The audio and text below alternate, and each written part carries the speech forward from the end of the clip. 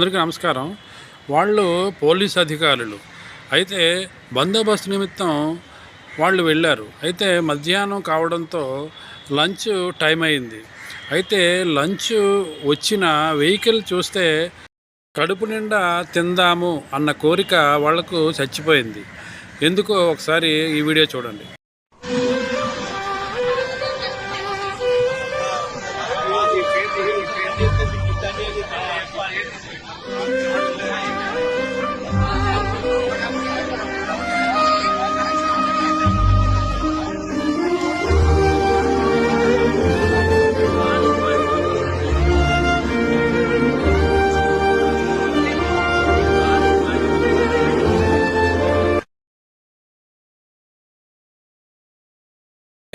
మన ఇండియాలో ఎదుటి వాళ్ళు ఏమైనా అనుకుంటారేమో అన్న భావనతో చాలా పనులు ఆగిపోతూ ఉంటాయి.